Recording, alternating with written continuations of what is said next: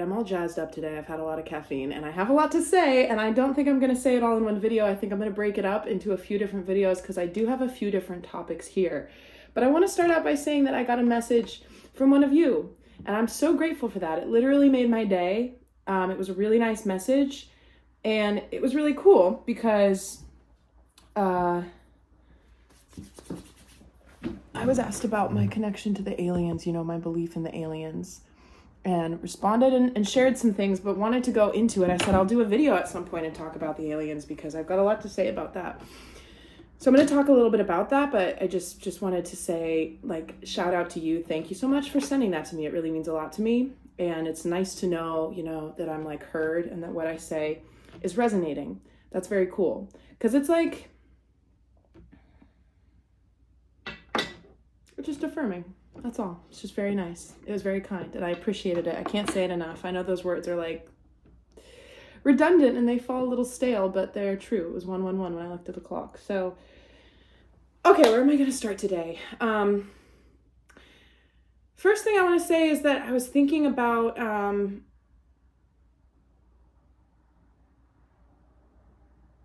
what I talked about the other day in a video where I was saying one of the issues today is that everybody's always swirling around in the evil conversation. And what I mean by that is whether or not you're talking about, and I say this about the workplace dynamic too, right?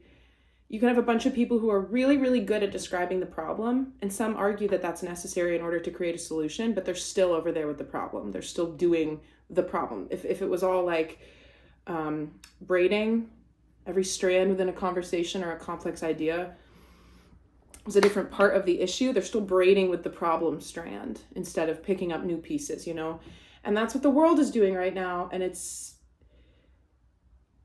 I see it as being really sneaky and convoluted. I think that a lot of things are just kind of crashing and burning and designed, but also not designed, and just doing this separation of people from something real that they can latch onto and trust.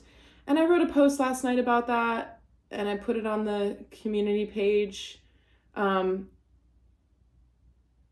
just a lot of stuff to fear right now and a lot of stuff to be confused about. And oh shit, I'm getting a phone call. Hang on. Okay. Oopsie, I put my candle out. All right. So I find it very problematic when there are people who are born again Christians. I feel so guilty even saying all this out loud because it feels like personal stuff that I shouldn't have an opinion on and I shouldn't make public on my YouTube channel. But listen, I just need to talk about this for a sec and clear some things up, okay? So people who are in that camp, and if you know about Dolores Cannon, okay, she was very big in the early 2000s and 90s and channeled angels and stuff, and she's one of many, many, many people who basically wake up out of that and say that's demonic. You shouldn't do that. The Bible is the only way. And they leave the quote unquote new age cult and they follow Jesus. Great. If that's how you are moved to live your life and where you find the most peace and hope and an ability to connect to that faith, then that's great. I don't have anything wrong with that, but my issue with that is that those people turn around and they look at, there's literally all these posts and they have pictures of this, pictures of this, pictures of this. And it says these things are condemned. These things are not of the light. These things are infiltrated. The Bible said there would be false prophets. And there are. Some of them might look alarmingly similar to me and use sage and do, That's why it's so sneaky. But honestly, if you have the key of discernment, which is under attack right now, by the way, collectively our keys of discernment are under attack.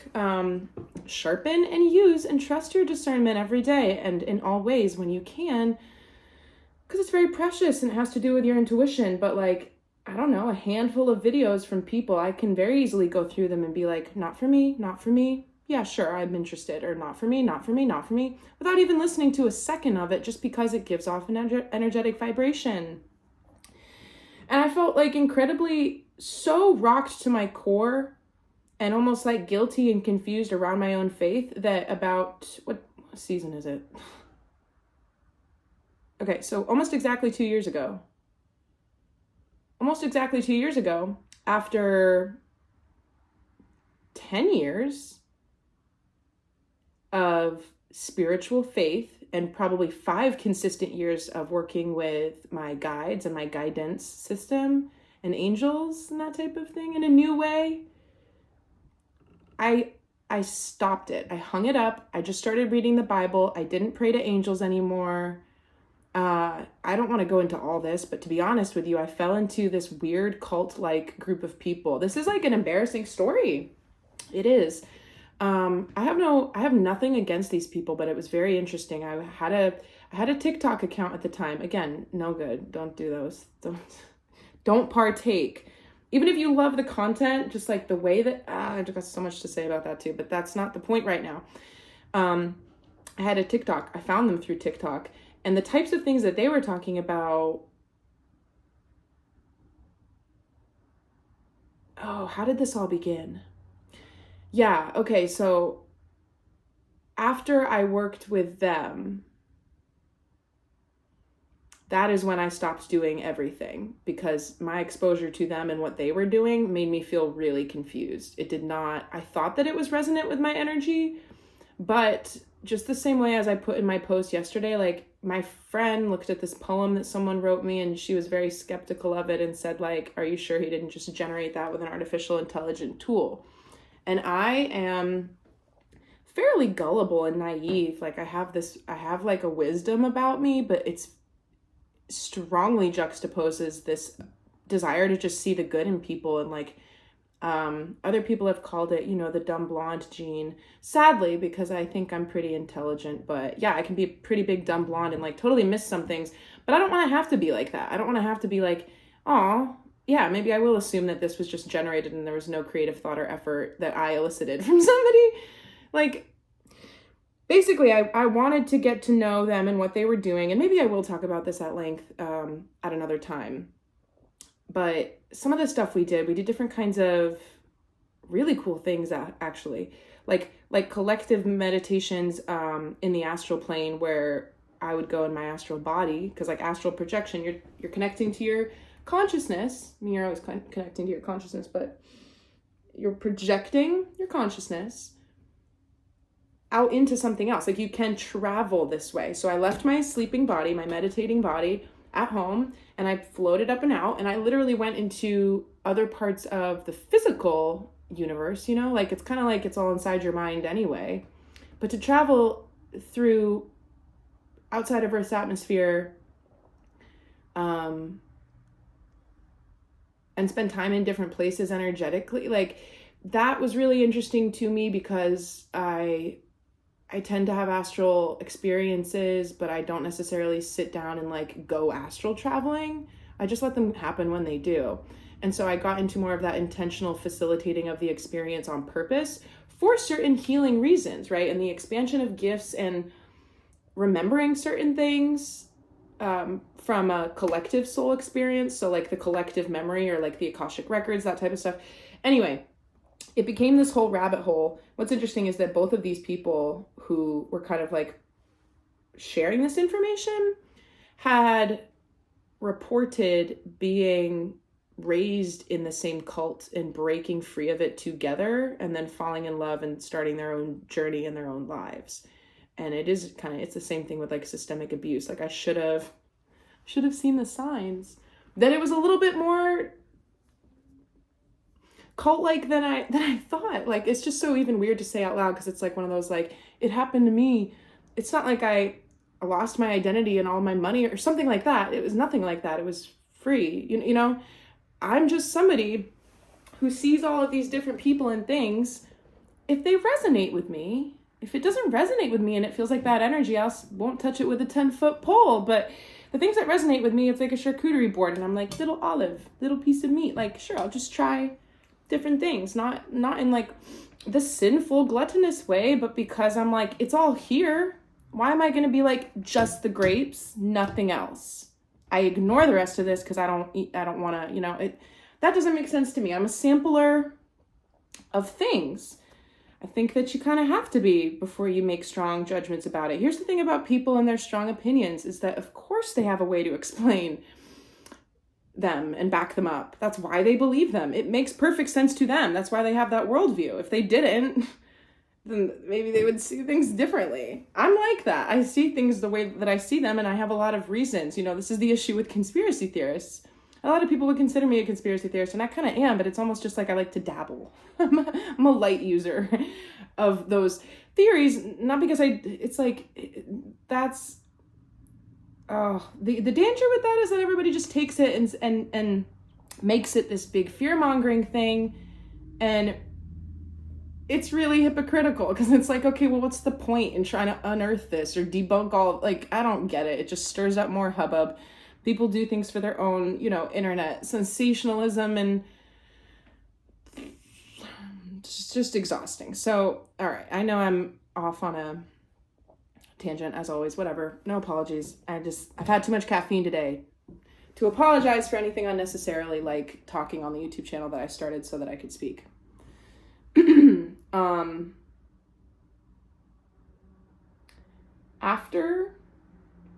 And I will say that I was provided with inaccurate information, okay? I was provided with inaccurate information that I believed at the time. And at the time, what I thought was real and what I was afraid of is that the beings that I connect to who are angelic were not. And they were what the Bible talks about as like, beings who are masquerading as light beings, but they're not. That's super, super existent. There are people who can channel, like myself, information from non-physical entities, and they do that, but they open themselves up to and they welcome beings that are not of the light. For somebody like me, I forgot about my discernment, and I started listening to answers outside of myself, and I got all turned around. And so I started worrying that that Jesus was it. And I was like, okay, I get this is unexpected. I guess I can make this pivot in my life. I'm not ready to go to church. I think I'll just start with some literature, take this one day at a time. I kind of feel like I felt really let down. I felt really confused. That was a big one for me. A big, reorganization of my own identity, which, come on, that happens all the time. It happens every few years. Very open to that process. But I didn't expect that one to go the way that it went. Okay, so after that happened, and I became paranoid about my own clarity, and this is all those practices of the prayer that I did and the connecting with the angels and the channeling, the things that I would write and see.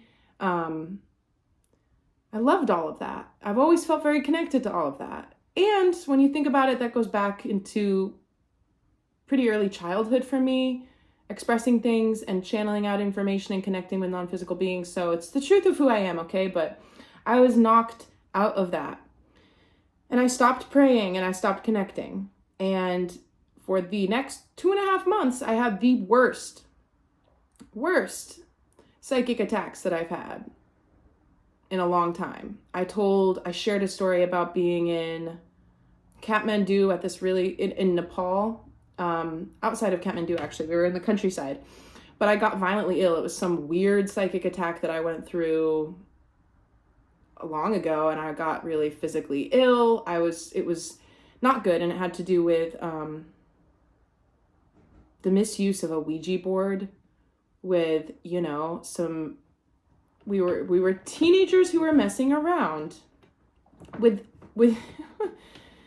the dark energy, and that's not good. And I'll never do anything like that again, because it's not, witchy make-believe. It's really not. People can set themselves up for generational issues, intergenerational issues, like long-standing problems by making those mistakes. So anyway, I've learned a lot of lessons, but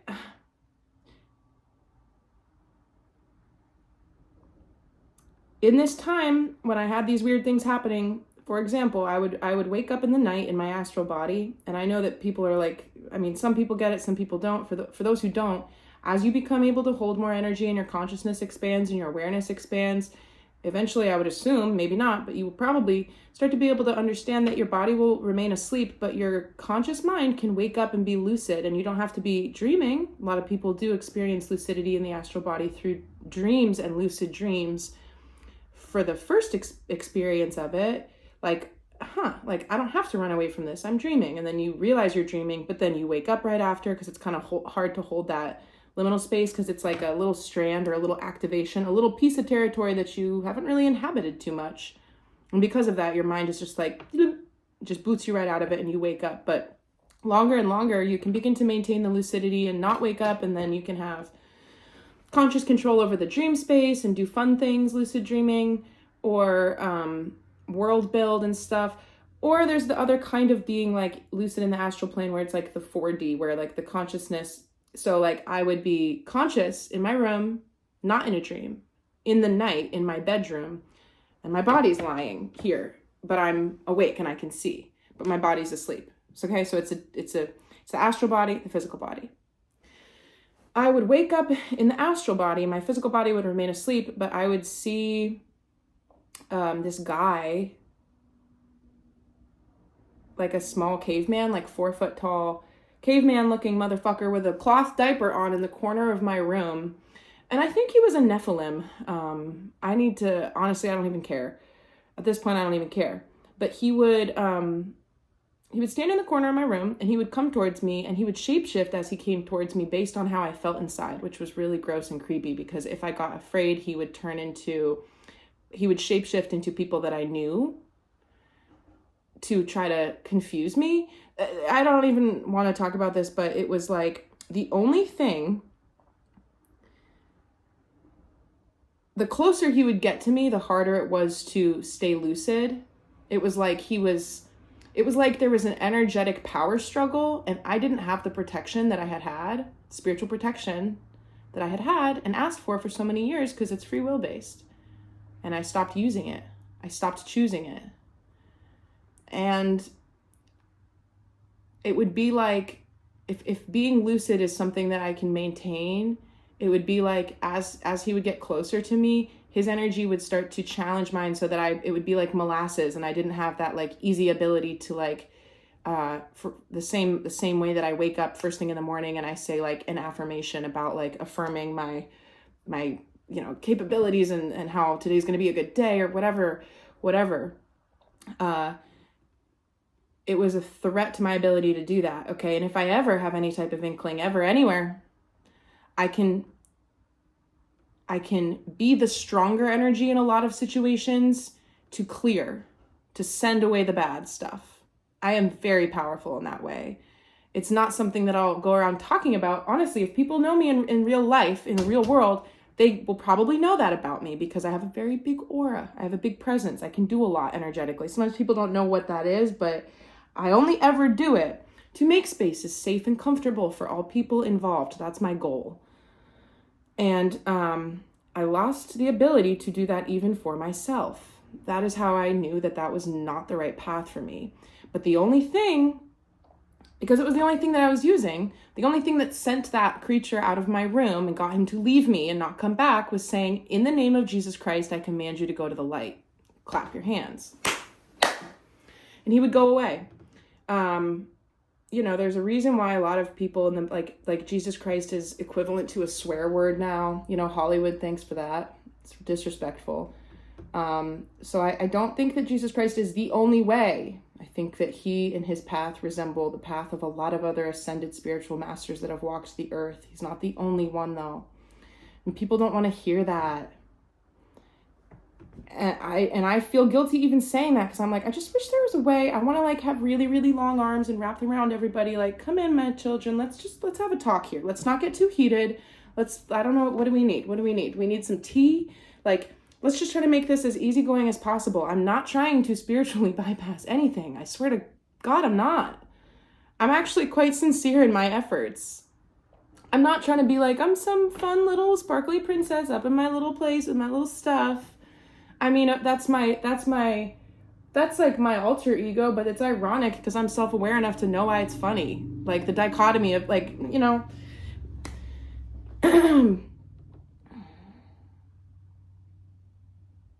I don't know. I mean, here's the thing. I've also like studied a lot of psychology. I have an academic understanding of psychoanalysis and psychology, but I've also been a patient. I have a lot of understanding of healing in a clinical sense. And then I have an understanding of energetically healing from a medical intuition. So the body, the psyche, that's not heaven or hell. That's not Jesus or New Age. That's not, it's not, it's kind of like, as humans, we've discovered and documented and passed along information to each other. And my goal is to remember that information, vet, filter, and accept the information that resonates with me, and then knit together my own stories and my own work and try to, you know, fight the good fight and help people live better lives. Disseminate. I don't actually know what that means, but I was going to say, I think like to disseminate, dismantle a lot of this illusory, divisive stuff. I got into all this because I was just saying it really breaks my heart that, like, I don't want to be on, it's like a wanted poster when people have these things and it's like, Jesus doesn't love you if you have sage. And I'm like, oh, come on now. I'm not so sure about that. Yes, there are people who are like, come on, there's like videos online and it's like a tarot card reading, which is what I use to do my card readings, but it will be like prediction, going to jail, worst consequences. Like, that's a very different vibe. Tarot cards are not than what I'm trying to offer by taking up space here. You cannot just cast out and demonize entire collections of people. And I know that a lot of the people that I've even, you know, by the grace of how energy works or whoever might be interested in watching these videos, I think whenever, I would assume that the majority, if not all of the viewers who see them, whenever I get into this type of like debate, I would imagine that they're kind of like, oh, that's too bad. There she is again, like criticizing herself instead of just like not being able to let it be okay that I might see differently than other people and they won't understand me. I get into this stupid little tango all the time and it frustrates me, but I can't not, because it's part of my duty to like sift through it. And sometimes I'm just like, sometimes I feel like I have this mission of stuff to do and create and sort through and manage and communicate and filter. So much to the point that I get kind of overwhelmed. Like, I'm just a 14-year-old, 29-year-old trying to have fun and spend a little bit more time in nature. And of course that's not true. I'm evolving and I'm mature enough to understand that I can be like, life's not just one big party, you know, but it doesn't have to be whatever this is. I do a very good job of existing in a reality that continues to push against the reality that other people find themselves in, to continue to kind of augment and affect the world as we know it, so that we can link together these little bubbles of peace that we can create where we are actually living in a way that feels good for us, that isn't we've discovered ourselves, we understand ourselves, we can communicate and conduct ourselves in ways that honor those inner states or truths that we've come to know about ourselves. And then like the closer people get to that individually, the more that it just overwrites all of the fuckery that's going on right now. That is why I say you don't just need to go over to the problem soup and be like, hey, do you have an extra ladle? I have some ideas about the problem too. Let's stir it all together. Let's drink the Kool-Aid, really, right? I get it. I have so many, it's been such a hard few years, honestly, with the pandemic, because anybody who I come from very liberal family, friends, right? And I agree, I get it, of course. But I've always been such a black sheep, you know, such a psychedelic sheep. What was really, really, really, really painful for me, really, really hard, was that I completely got pushed aside as the pandemic continued to unfold, in that like, I feel like members of my family even kind of finally wrote me off as being different. Like, I don't get how they see, because I also hold space for the other side of all of that. For me, it's not like Republican or Democrat or liberal or conservative or male or female, or those are all just like, it's more so about the stuff that I talk about. I think it all goes together, but it was just very painful because I was like, I feel like I'm doing an okay job of walking in liminal spaces and kind of being honest and not really caring what people think if I say something and they're like, you think that? Like, I've been through that so many times. And it's just a constant strengthening of being like, yeah, I do. And here's why.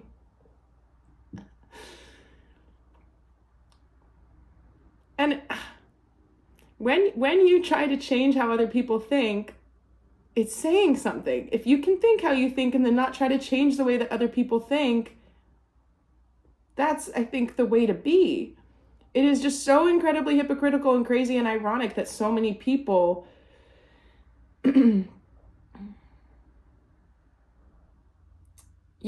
just want to tell other people why those people are wrong. Because all you're really trying to do is help yourself understand, like, you want to prove to yourself that you're right because it's speaking on a subconscious fear that you're not. I don't even. So, yeah, I mean, I didn't want to open all of this up so much because there's so many tangents and I really want to give certain stories the space they deserve, because I know there's a lot of there's certain parts of certain stories that are relatable and meant to be shared and told. But I will also say that I was, I'll say exactly what I need to say to communicate this idea and try to keep it brief. I'm not an anti-vaxxer. I've got and received vaccines throughout my life. However, with the way that all of the stuff around the pandemic went down, I said, nope, I'm good. I don't want that. And I should be allowed to make that decision. And it just created so many issues to the point where I wasn't going to be able to be with my family. I was literally getting uninvited from Thanksgiving, and that's very painful to me because I come from boisterous, lovely, amazing families. I've got two sides of my family through my mother and my father, and I'm close with both sides. They both matter to me. And unanimously, I was the one from everybody who was wrong, and I wasn't going to be. It's just really painful. And I ended up getting what I needed to get in order to come to Thanksgiving. And at the end of the day, I will not talk about all this. I will not get into all this, but that was my personal experience of it. And I'm not saying everybody around me I'm not saying that it's my argument always. I should have been allowed to choose for myself. I should have been allowed to. Hopefully I don't regret saying any of this out loud. I don't know. I get real paranoid about everything all the time, but honestly, that's why I posted the panopticon thing, because I was like, this is pretty funny, because in this day and age, women who have been preyed upon and focused upon and stared at since they were little girls will be totally fine right now. The idea that you're just constantly being watched and everybody's staring at you, I've had since I was a child, right? A young child, just going places with my mom, people being like, she's so pretty. Look at her, and just being like, say thank you, say thank you. Just being told all the time to look at people and thank them for staring at me, and bending down and getting up in my face. Look at your eyes. You're so pretty. And then being nudged, say thank you. Thanks. I was looking at a butterfly. Can you move? I'm not trying to be a bitch, and I wasn't that either, but I'm just saying it's so funny. It's so funny how people change how they act and what they think because of how they think other people are going to perceive them doing that. People are really afraid to be wrong right now. People have signs in their yards talking about supporting all lives because if you don't say that, then you might fear that people assume that you don't feel that way. It's just a crazy time. What I was going to say before is, I believe that you should be able to pick for yourself what you believe in, who you believe in. And if you can do that, you have the right to do that. That's freedom. That's what freedom is. freedom to think what you want to think, do what you want to do, and say what you want to say. If a person has good intent in their heart, period, then they should be allowed to do that. If they don't have good intent in their heart, they're separated from God and source. And I'm allowed to say God, even though I don't think it's just like, bleh. Can we just stop with all the petty conversations about it all and get on the same page around the fact that I want the same things that those people want? And I'm talking about the born again Christian camps again, who are like ex-New Age people. They look at me and they say like, poor, sad, twisted girl with her herbs or whatever. You know what I mean? And it hurts me to know that I'm seen in that way because I don't feel that way, you know? And then there's a part of my inner child that's like, oh no, am I wrong? Let's scale back and make sure we're doing okay here. Because that's what I do a billion times a day anyway, because that's what truly responding and integrating to the stimulus around you really is. It just starts to happen faster and faster where you don't check yourself. You're just like, no, I'm good. I agree with my actions and my my personality. Like, I'm pretty online here. I think it's good. I make so many mistakes all the time. You just have to learn from them and stuff. And those people, they pray, they say, God will show you what you're meant to do in your life. You know, God will use you to enact his will. I've received these God-given gifts. I've been bestowed with gifts from God, you know, born with them. My prayer is to not be afraid of that, not feel guilty for that, understand that, enjoy that, and then share it. If you're gifted, it doesn't mean you have something. It means you have something to give. It's a gift. It shouldn't be so complicated. I have goosebumps all over my body under my Snuggie. Sorry, I'm in a ridiculous mood today.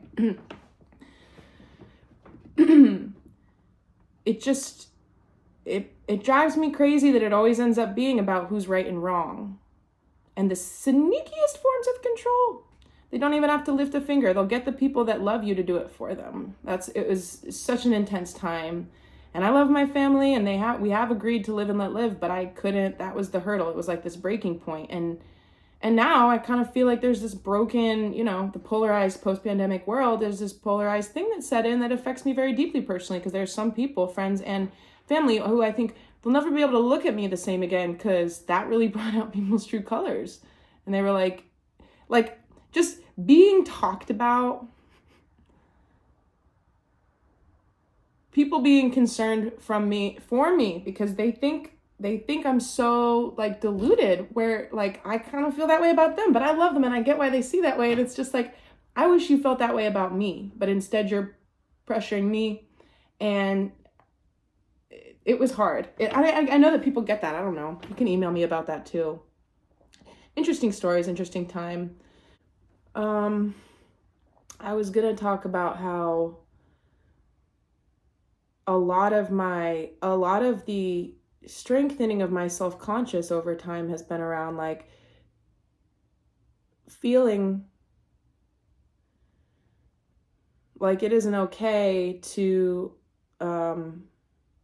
be the way that I am and express myself in the ways that I want to, for fear of taking up too much space and stuff. Because I remember being younger and like a girl, this has happened to me a few different times, many ways in different forms, but there was one that happened when I was particularly young. And it was said to me like a joke, but it wasn't. Energetically, it wasn't a joke. And what was said to me was like, you can't do that. You're already good at that. You have to leave some of the goodness for the rest of it. Like, you can't do that. And it was like, it just had this, but it was a joke. It was a compliment almost, right? You can't be good at that. You're already good at that. You special girl. But it was a joke. And it was somebody who was older than me. So it felt weird and it felt wrong. And it really struck me, because then I was like, okay, so I must pick. And then as I got older, I was like, okay, because people, you know, pick a major, pick a class. You kind of have to funnel yourself into this picking. And I was like, that was never the idea. And so I've been a completely scattered Tasmanian devil of many different creative outlets over the course of time. And the criticism of that has been like, but you have to focus it like a laser enough to make it go somewhere. Which is true. And I'm capable of that. But a lot of it's not that I've done a lot of healing around that, because it's not that I actually have to pick. I can do multiple things, and if I want to do multiple things creatively, then I'm allowed to do that, and I'm pretty old in my life to realize that it's okay, that's okay. You know what I mean? Like, of all the things that I let go at other points in my life, I have carried that one for a long time. I ate an edible before I started recording this, so I'm going to have to stop here because I kind of forgot about that. And now I do this for research. I need to go have a personal time, get outside in nature, look at the sky, move my body.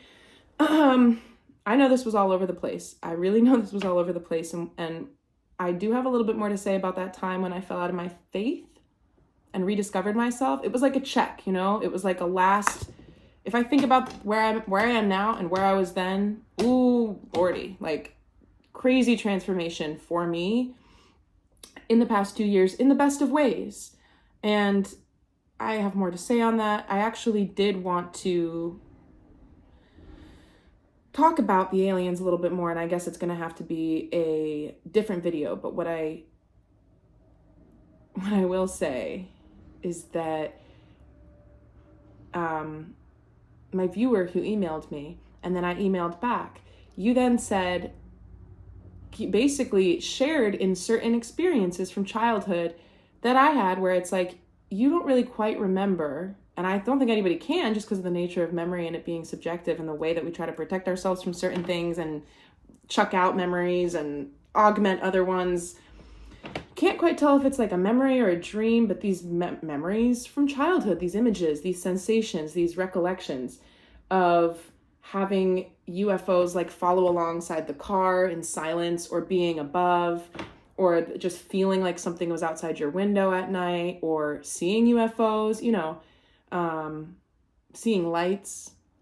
Like I have a lot of memories like that. And then even as I get older, those experiences change. And I certainly know of certain times. In fact, when I was a senior in high school, was I a senior in high school? No, this was probably when I was like 20, and I was taking time off from school, and I was living back home in Vermont. And two of my buddies from high school, they were at the beach. It's a small town right on Lake Champlain. And they were at this rocky beach that we all went to growing up. I wish I was there right now, to be honest, but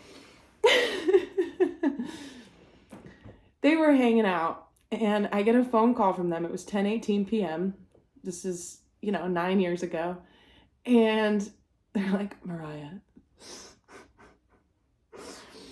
we were sitting at the beach, and the biggest, like, circular, literal flying saucer just zooms across the lake, comes right up, is hovering, brightest light right in front of us, like no sound almost, and then it just like goes away at the speed of light. And they were non-believers. They were here's the other thing that I'll just say real quickly about falling out of my faith, is that this is the person I've been, right? Even before like the quote unquote like big cataclysmic spiritual awakening stuff that made me like much different in terms of like focus on awakening and spiritual stuff. There was a big change. Before that, it was just like they could have called anybody, but they called me, because I've always been like I said, black sheep are a little psychedelic sheep in some form or another. And so these are some of the most smugly gratifying moments of my life, when somebody who doesn't believe in any of this stuff has an experience that is incontestable because it's their eyes and their free will and their interpretation. And then they're like, wait a minute. And they think of me. They gave me a call, and I was like, yeah, that's crazy. And we talked about it.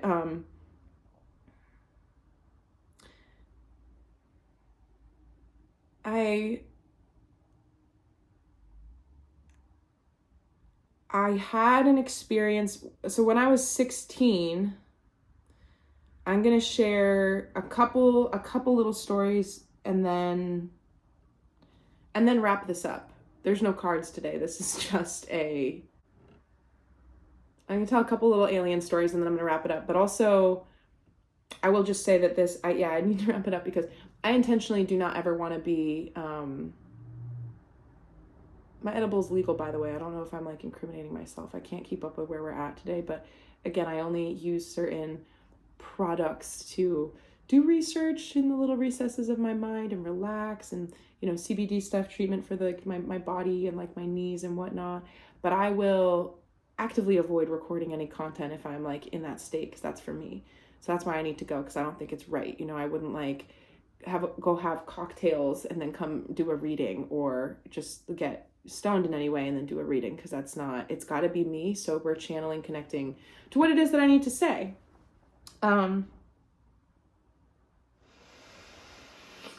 Okay, so I went to a like private boarding program for marine biology and outdoor leadership stewardship. Like, if you've heard of the National Outdoor Leadership School, NOLS, the program where they lead expeditions and help people understand how to survive like for extended periods of time in extreme environmental conditions.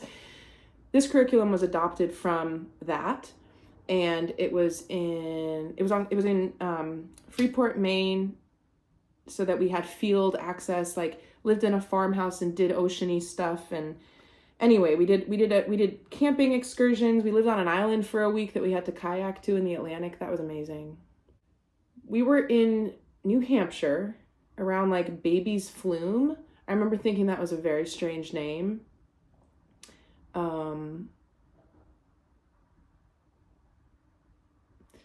So we were about to go for a 3-day hike in Baby's Flume, or around the Baby's Flume. I forget what the flume is. I don't know if that means river. And we stopped at a rest station. I'm 15,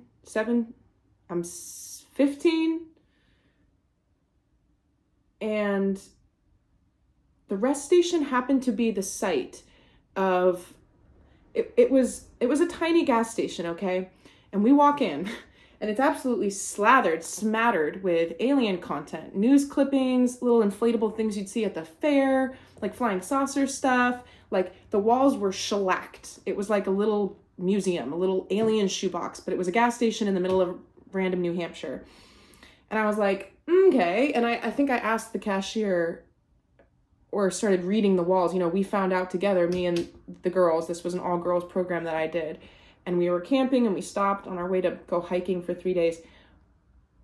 They proceeded to inform us that in the 60s, an interracial couple named Betty and Barney Hill, which, number one, that's my last name, so I was like, hell no.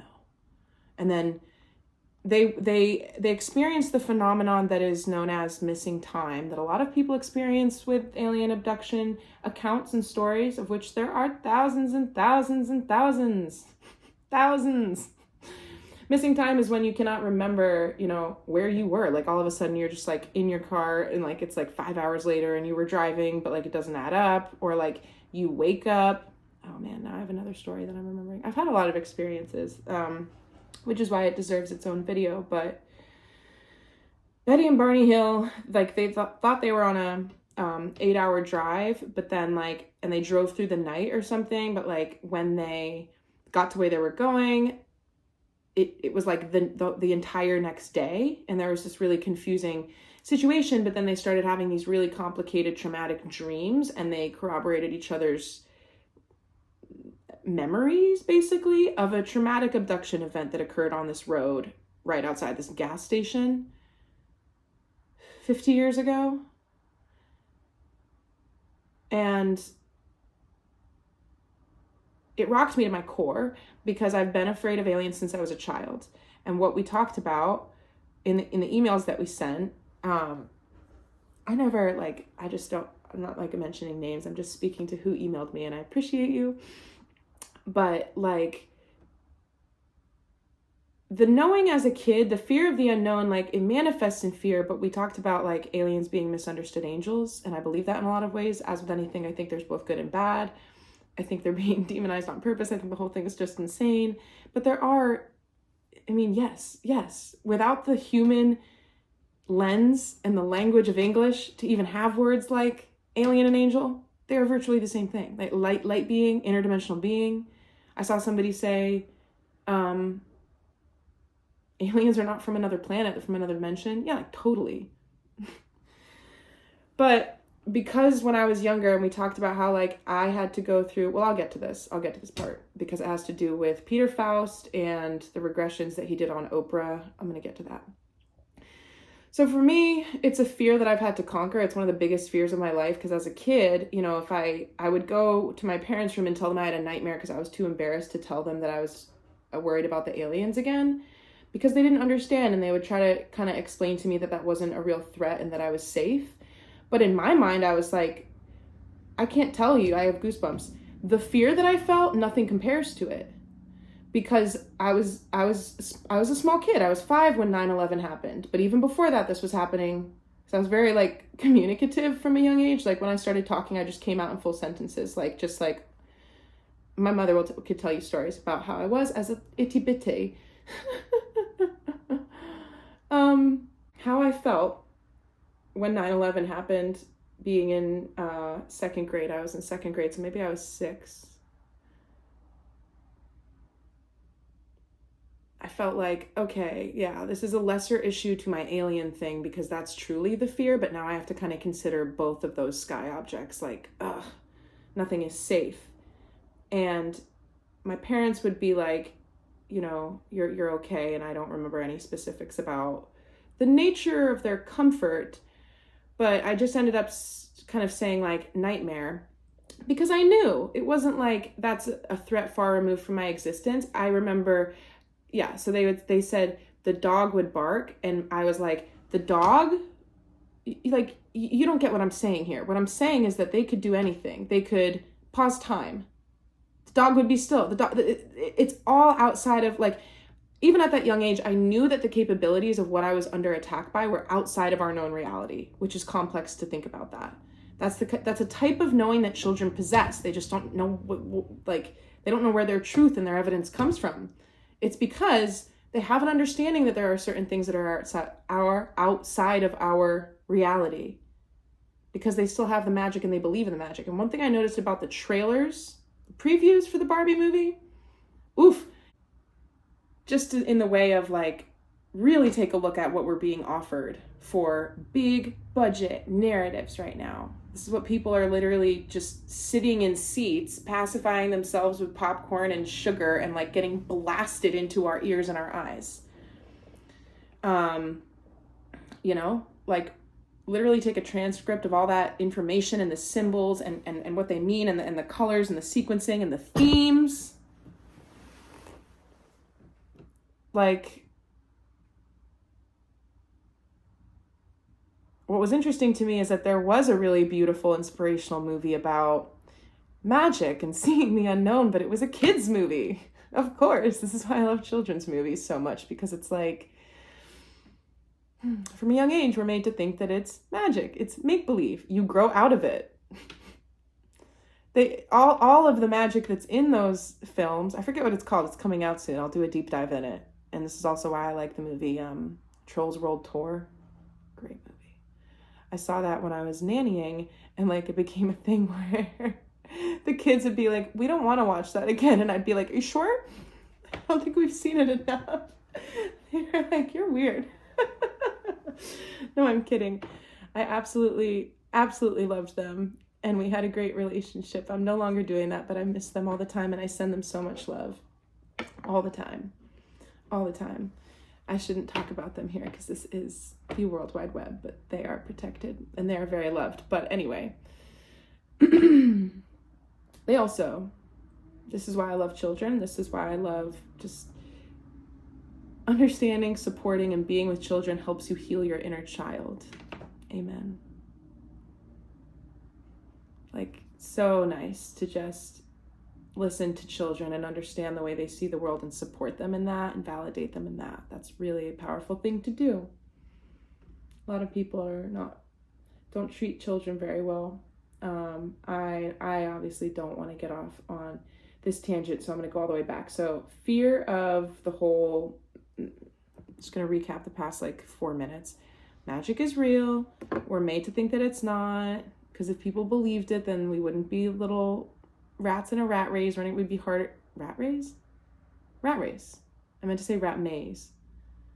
you get my point. We wouldn't be as easily controllable if we retained that childlike wonder that is our ability to access the quantum realm, and therefore our creative potential as highly gifted, capable, energetic beings that are in fact the rulers of this realm. We've just been infiltrated. I'm so sorry. It's a hard pill to swallow. It's been going on for thousands and thousands and thousands of years.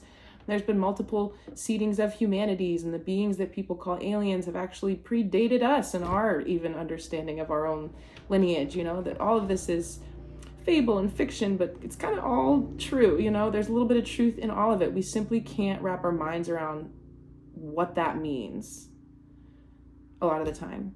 So that's where we kind of come back to like the cosmic joke and the divine comedy and the lightness of life. And yeah, a lot to think about. But I am just one person, and I deserve to take care of myself and feel good. And I mean, regardless of any of it, I like to paint. I'll say what's on my mind and speak up if I think it's a good thing to do that. I'll try to support people. Like, just keep it real simple, you know? But anyway, it's fun to talk about. So, I have struggled. My insomnia is no longer related to the aliens. Let me just put that out there. I still struggle with insomnia, but it's changed hands. As a child, it all began with feeling watched. And again, this is why I talked about like girls today. I'm sorry, you're like digging in my ear just now. Girls today who have been picked at and stared at for most of their lives will be like, with some of the surveillance-y paranoia that is surfacing in the collective right now. But also, I don't ever want to underestimate the fact that other people can be just as self-conscious and feel kind of witnessed and controlled by the fact that you're very aware that other people are constantly perceiving you. It's kind of a millennial thing. The sheer horror of being perceived. Oh well.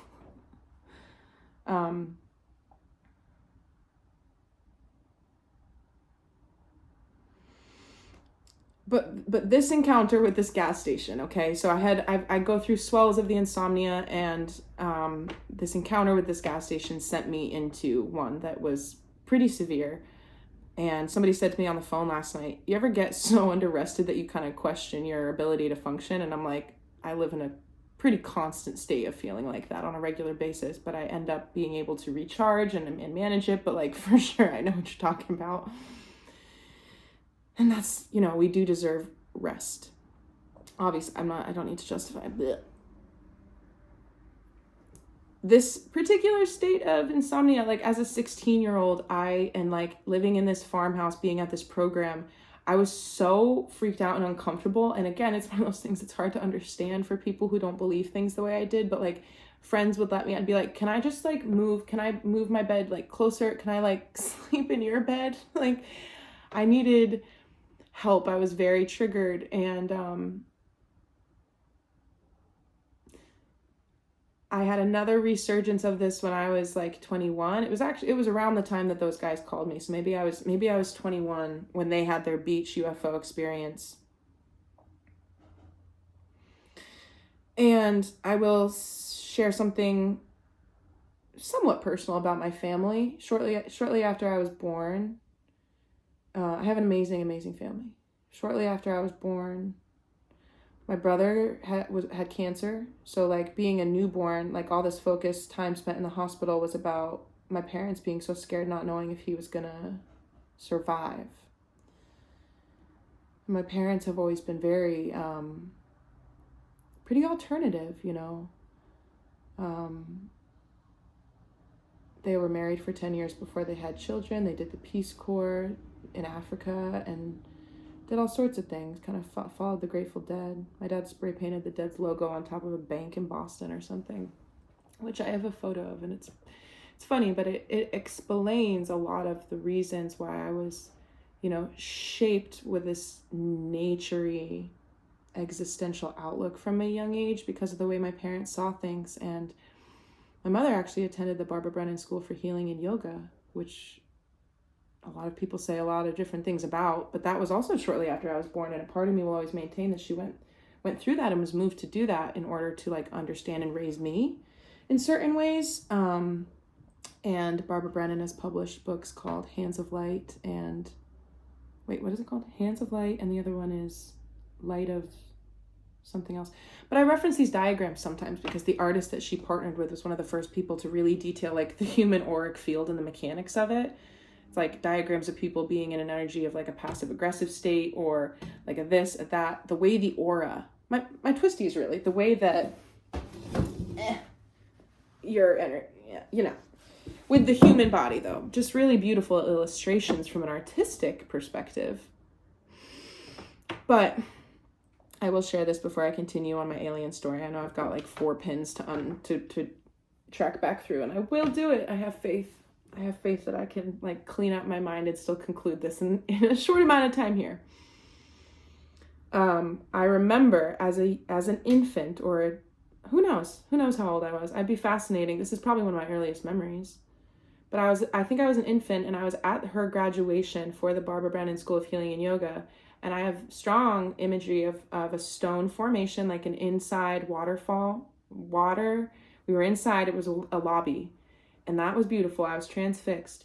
And what else is that all these women were wearing gauzy, monochromatic, pastel, like 2 sets, like pantsuits. And like light, like it absolutely, I was like, I love this. I feel like I'm in heaven. That's what I remember thinking. I feel like I'm in heaven, you know? And as a little baby who would say that, like a baby that just came from heaven, you know? When you're non-physical, where are you? I don't know. But like being born, you have recent memories of something other than being alive. The older you get, you're like, I can't remember what it was like to not be alive. I've just been alive. Like I'm just the same person. I know I sound so silly, but anyway, my mother, being the alternative, open to holistic methods of healing, found this man in the Boston area named Peter Faust to work with my brother during this really scary time for my family. And my brother has made a full recovery. He's 31. He's awesome. And I don't know the nature of this man's work with my brother. My brother did go through chemotherapy, and who's to say, you know, if it was Peter or if it was his treatment that helped him, but he's better. That's the point. However, Peter Faust is a man who my mom found. He does acupuncture and has kind of these practices, but he's also somebody who appeared on Oprah in 1994, and I'll put in clips. I know what I'm talking about, these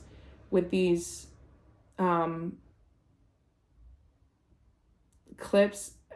Maybe I'll share a link or something instead so that I don't, but I know there's one with Oprah because she's wearing a pantsuit and these like white combat boots, and like I'm trying to focus on John Mack and Peter Faust. I'm just like, I would wear that to work today. And I think people would be like, okay, I can see it.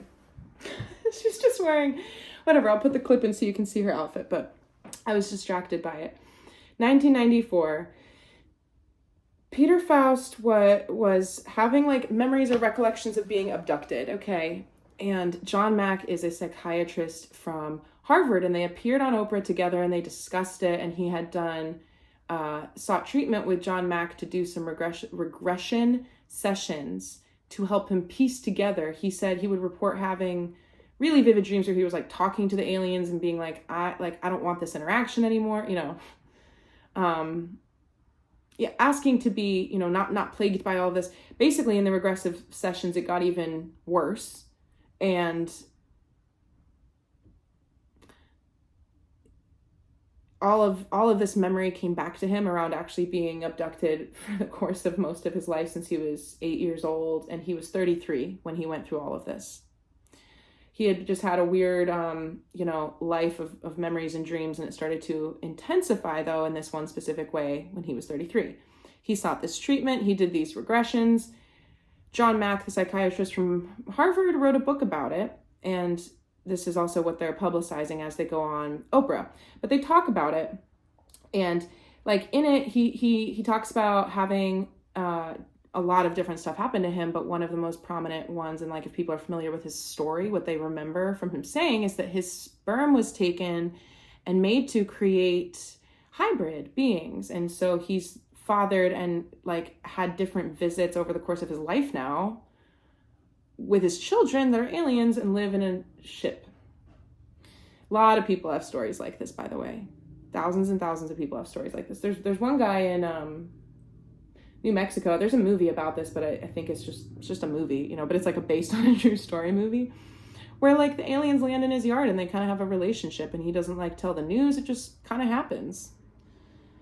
That stuff happens a lot. And anyway, a lot of healing, and Oprah said it herself. She's like, well, you either have something to say or this is some crazy publicity stunt. And they're like, yeah, I mean, Peter is saying like, I haven't watched the full interview in a long time, but I think his whole thing is like, I'm just trying to explain that it's real and that other people have these experiences. And he talks about kind of like a sinking feeling, but also a clarity and a relief in knowing how similar other people's experiences have been to him.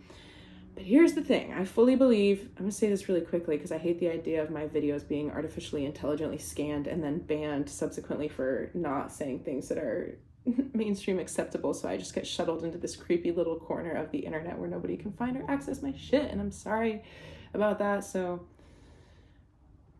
I'm just kidding. You can't outsmart any filter or scanning system, but I'm just showing my paranoia again. Even if I were to talk really speedily, what I'm trying to say is I suspect and sort of know that the government actually terrorizes its own people, and as if they're aliens. It's like the propagation of the false information. I do think, it sounds insane to say, but I do think that the government or intelligence agencies or military, you could even say, are responsible for creating certain things and traumas in the collective that are like, I actually don't want to get into this.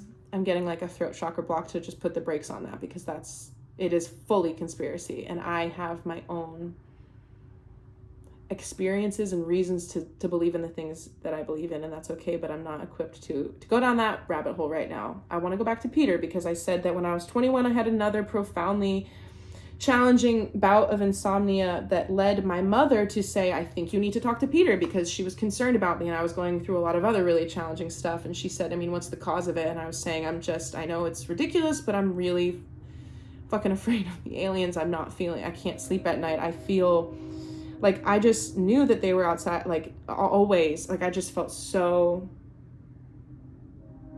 I was just afraid and I was feeling really watched. And so I set up a session with him and we talked, and it really didn't, I mean, he said to me, and this is why I want to share this story, because the person that emailed me, it just speaks to exactly what you were saying. He said to me, think of them as, oh no, Emily Pompey said this to me too, my healer who's located here with me where I am in this city. She said to me, why do you have to think of them as aliens? Why can't you think of them as angels? And that really helped me. And he said something similar to me. He said, why is it you have to ask yourself what there is to be afraid of, and what really, and I haven't gone to that place yet of regression, but basically he was saying he felt the way that I have felt my whole life. Like there was a non-negotiable understanding of their existence. And more than that, kind of this ongoing relationship to the whole idea of it. And like I told you, like my buddies from high school, they were like, we'll call Mariah because we're talking about aliens. Like, I have a UFO tattooed on my hip. Unrelated. Really, it's unrelated. I think it's cute. And it's not like, I fear them and I must honor them. It's not like it's a little cartoon spaceship, just because I shout out to my friend who I used to waitress with. She has the same tattoo on her calf, and it was so random and impromptu, and we both just did it. And I love being connected to her in that way. Love you. Also good times. Anyway, it's wild that he went through the experience of having absolute full recollections about basically, just experiences that he'd had where his memory had been wiped. And this is what they say about all trauma, but the body does not forget. The mind forgets, but the body does not. And I said I had another story, but I'm not going to get to this one today. I'll share it another time. I woke up after having a completely missing time scenario, and had bruises and a little tiny like red slit, and like an oblong bruise that was hollow. Weird as shit. I'll draw you a picture. This was totally horrifying in another moment in my life where I was like, nobody can help me, you know? I'm the crazy one. Woke up. Here's my, like, arm. Okay, that's my elbow. Boop. This is my inner arm. So this is where my shoulder would go and like the side of my boob, okay? So this is my inner arm. And it had an oblong bruise that was just like kind of purplish and then a little red line through the middle of it, okay? I worked with Emily, my energy healer, on understanding this experience because I have other context for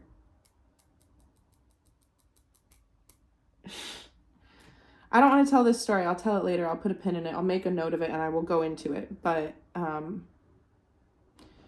body doesn't forget. So I've spent time talking to this part of my arm and asking it what the fuck is going on with it. To put it in short, anyway, it all sounds real crazy, but I have stories for years. Like I could just sit and talk about certain things, and I don't want to rush myself. I would like to be a tactful storyteller. Sometimes my own mind gets in the way of that, and that's why I also, you know, I would never want to be in a mind altered state to do any channeling because I want to honor this part of how I work with God, you know, and making sure I understand the messages of angels and like the purpose of collective healing, like steering my little crazy mind car on a track whose direction and purpose is leading me to be able to transmit and share my own energy, because even just listening to me, even if you don't care about what I'm saying, just like listening to my voice and an authentic expression of me trying to just process my own stuff and stories and reflections, that can be healing unto itself. But hopefully I still drive the track of the intention being around like helping other people understand their own experiences too, right? I think that's what Peter Faust was trying to do.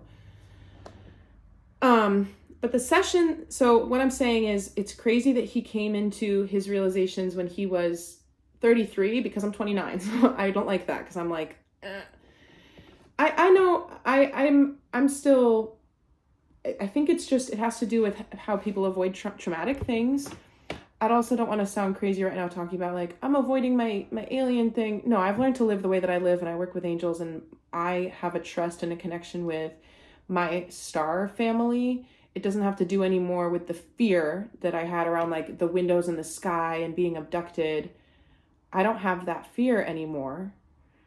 I think that fear has to do with what I was talking about before with like the government and abductions to damage certain people who have connections to true good aliens who could be considered angels, because the PTSD that I carry around whatever like, I don't want to get into it, but certain types of things that people who share abduction and like strong alien, it's just very complicated and very personal.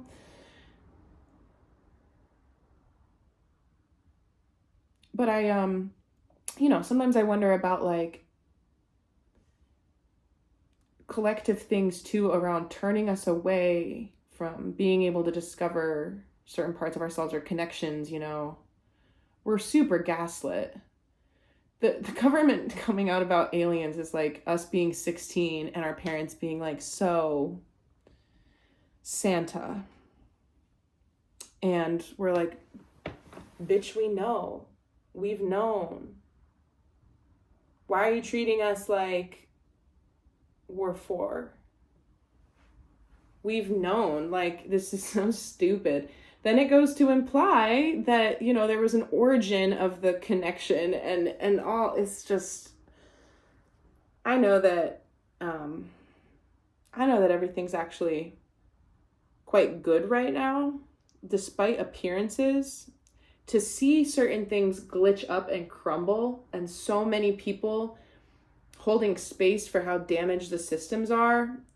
You know, I pray for people not to become too apathetic to hold and consider this, and like I pray that people don't fall victim to being told that certain things are truly evil. Like, I think if honestly, like, it's just such an insane thing to even consider and have a conversation about. I know that a lot of people who watch this will be like, girl, you don't need to be concerned about that. Just live your life. But I'm like, I can't. That's a serious accusation. If there are people out there who think that I'm propagating like the word of Satan, then I take issue with that. I hate that. I hate that because I don't feel that way. I feel the opposite.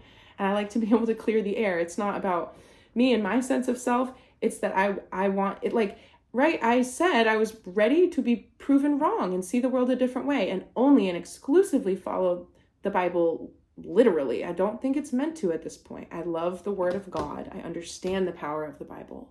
I do, but I think about, BC, AD, these just creation myths, different cultures, dominant religion, huh? Like, I think about the history of the world. I'm going to wrap up because I'm going to go back to Peter really quickly. So I had a session with him, and the idea was that I'd be able to sleep because he would give me peace of mind, but he did not. What I ended up feeling was like, okay, shit, all the evidence is here. His experience was identical to mine prior to him really getting into this. And he said, to be honest, you're not going to want to open that can of worms until you're ready. You don't really know when that's going to be, but you have to just understand that you are different and that you have a connection to something. Like, I'm validating you, and I know that you feel something very serious that other people can understand. So I understand that. But if you want to go into this, you can't go back. So you just need to, you'll know when you're ready. A strange pep talk that gave me the worst feeling, honestly. And I see it now for what it was, but I was like, so I guess I started to practice distress tolerance and sit with my, my deep fear. For most of my life, nothing in my life could give me the sense of fear that this gave me. And so I would sit with those feelings, and I would try to transmute the feeling of being in that position of vulnerability, really, and like powerlessness, into understanding that what if the perceived threat, it was just a powerful energy that wasn't like, I actually was safe, to lie there in my bed all these times, all these years, all these memories. I don't have conscious memories of being anything. I mean, I've had all sorts of crazy nightmares and dreams and stuff, but as I know it, right? As I know it, when I lie there at night and I'm terrified, I'm actually in my bed and I'm safe. So I started to like try to rationalize what I was going through. And again, I'm like 21, but I've grappled with it for most of my life. It's the same way that I talked about feeling like this childish embarrassment around having a fruit phobia, or I've talked about my finger fear as well, just like these strange like aversions or things that I feel like people don't understand. So like getting into awkward situations around like not wanting to like anyway, I don't want to go there. This is my this is the beginning of my alien rant, and I do need to go now. I probably shouldn't post this, but I'm just really tired of feeling that way. Part of the reason why I've been crying so much for the past few days, I've got about 16 reasons right now, and I will stop saying crying, I'll just say clearing, processing. Part of the reason why I've been processing so much is because I've had this new level of understanding around the fact that I've diminished so much of what I can do and so much of how I want to be, because I'm just really deeply and have been carrying this idea that if I do that, I'm stepping on someone else or hurting someone else, and people don't like it. And it's important to respect people and do things properly and be a good person. And all I want to do is be able to use the things that I do love doing to do that. But instead, you let the world tell you, you carry these things and they're distorted, right? They're these things about ourselves that were formative, and we carry them, and then they create these wedges in our energy, and they become our own obstacles, and we crawl through them, and we're appeasing no one. It's the memory and the ghost of someone who made an impact on you and affected your own sense of self via how you experience your truth.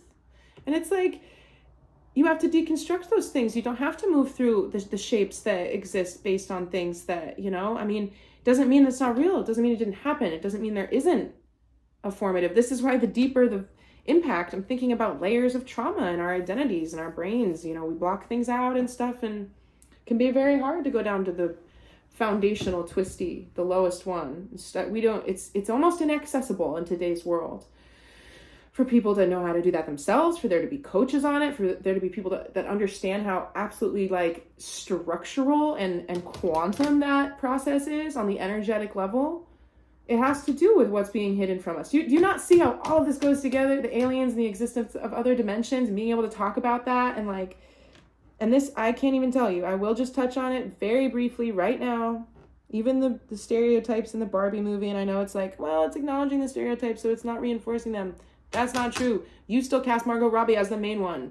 You still included a token plus size woman to be a Barbie, but she's still like the fourth best friend, and she's clad in a full 4-piece suit when you still have the other ones in bikinis. Like, you are still at face value reinforcing certain things.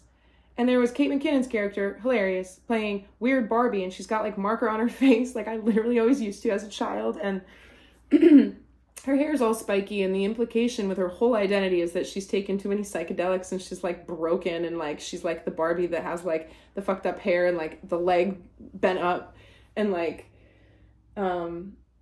she's the one who sees what's happening with the intermingling of the realities that takes place in the movie. And I'll get into it when I do my biopic on the Barbie movie. I don't know what biopic means, so if I use that inappropriately just now, then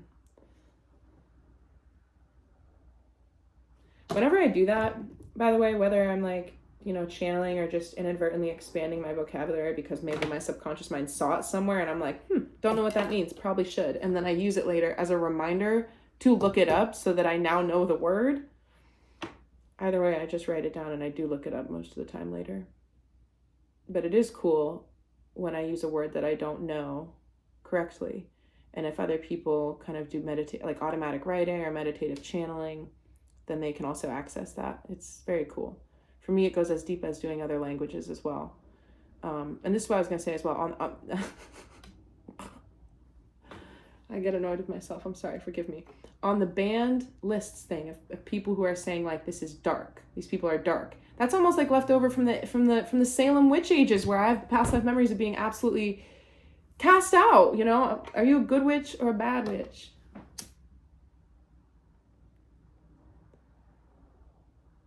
I'm neither. It's literally 2023. You know, the meme. If I were to be my age, I'd be like, I'm a bad bitch. You know, like the internet, like people are just trying to be themselves, but not a lot of people are, if they are doing really good light work, like extending the bridges of understanding to try to mediate, like, because you don't have to explain yourself, but it's like and maybe I don't understand.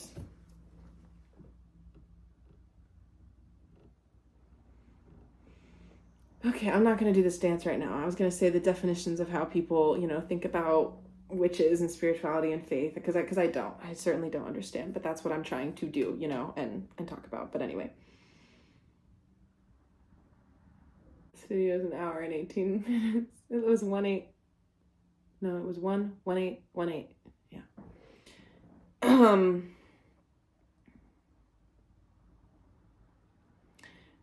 Here's the other thing that I was going to say about what I don't understand about people who are trying to cast out my whole category, right? I think that there are so many different categories of people. You can't really cast out categories anymore because I feel like people are more individual than they used to be. Right? There's a lot of different ways to live a life now, and before things were more like herded into like these templates and stuff in society, and we're breaking out of that, and we've done a lot of that. But then we still treat things from this like political or societal or cultural standpoint as if we're all big lumps of same, I don't know. I just don't see a whole lot of tolerance for these liminal spaces. And so one of the things that the people have written that is like evil, subconscious or automatic writing, I simply can't agree with that. I just can't. Even if people talk about the herbs and stuff, I can get more with that because it's talking about like appropriating it from Native American, or like not being ethical, or smoke like alchemically, right? Like the witchy, like more demonic theories around whatever that means, you know, even though these tools, they work on that level, but for the good, right? I use my tools, my powers for good. But I'm saying I can get more so why they could justify those things, but for automatic writing, it's not saying anytime you engage with your creativity and your own soul, you know, like in a meditative space, to just let that creativity like flow. You're saying, you're making an argument for the fact that like you can't explore that. And that I take very deep issue with, because that goes back to like beliefs or not. People are inherently creative, and I think we should explore our ability to like tap into that and access that and express that in whatever ways we're moved to do. It does not mean you are being like possessed, right? To that point, I've shared this before. I channeled out information via journaling when I was young about the apostles. That's how I learned about them. I asked my dad what it meant. We were camping. I remember. I think we were in a different state, and we were at the back of the car, and the trunk was open, and I took my journal over, and I remember asking him about it. He told me that they were followers of Jesus. That's how, but then I was interested in learning about Jesus and the apostles, right? So if somebody who's just exclusively Christian or Catholic, like, is telling me that, like, but I chose to self-educate about Jesus at that age. You know what I mean? Through that process that you're telling me is demonic, it's confusing. And of course, as with anything, there's always going to be a billion stories in the opposite direction that can justify the other thing. So anyway, those are my stories for today. I have far overstayed my welcome. You can see it on my face. And it's probably time to get out of Snuggy O'Clock, which usually occurs pretty late in the day.